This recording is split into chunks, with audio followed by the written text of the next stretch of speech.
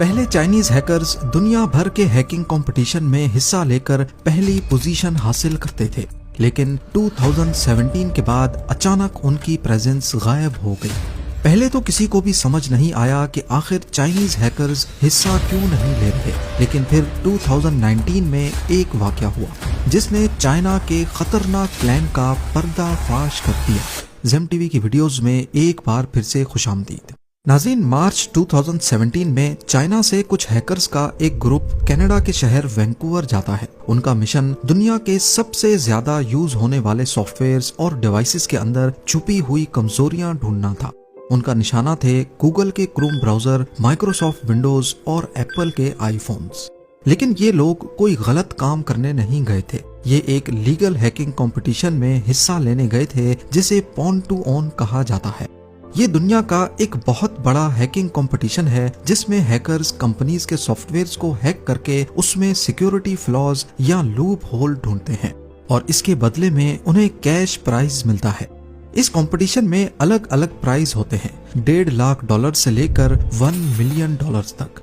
सबसे बड़ा प्राइज कोई ऐसी वल्नरेबिलिटी ढूंढने में मिलता है जिसे पहले किसी ने नहीं ढूंढा हो, और इसे कहते हैं 0 डे वल्नरेबिलिटी।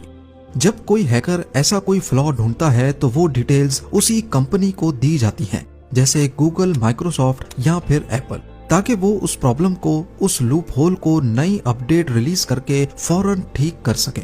और हैकर्स को मिलता है लाखों डॉलर्स का कैश प्राइज। यानी ये एक एथिकल हैकिंग कंपटीशन होता है जिसमें हैकिंग से किसी को नुकसान नहीं बल्कि सिक्योरिटी और ज्यादा बेहतर बनाई जाती है। कई सालों तक चाइनीज हैकर्स ऐसे कंपटीशन में सबसे आगे रहते थे, चाहे वो पॉन टू ऑन हो या कोई और हैकिंग इवेंट। चाइनीज हैकर्स हमेशा बाजी ले जाते थे, पर 2017 के बाद सब कुछ अचानक बदल गया। चाइनीज हैकर्स जो दुनिया भर के हैकिंग इवेंट्स में बढ़ चढ़कर हिस्सा लेते थे, अचानक कहीं गायब हो गए। 2017 के बाद जितने भी हैकिंग इवेंट्स हुए उनमें चाइनीज हैकर्स की कमी सब ने नोटिस की। ये खामोशी सबको तंग कर रही थी, खासकर अमेरिका को। और इसी दौरान चाइना की एक बड़ी साइबर सिक्योरिटी फर्म की तरफ से एक रैंडम मैसेज ने सबके कान खड़े कर दिए। कीहू 360 चाइना की एक टॉप साइबर सिक्योरिटी फर्म है। उसके सीईओ जो होंगयी का एक बयान मंजर आम पे आया जिसमें वो इन चाइनीज हैकर्स को काफी क्रिटिसाइज करते हुए नजर आए।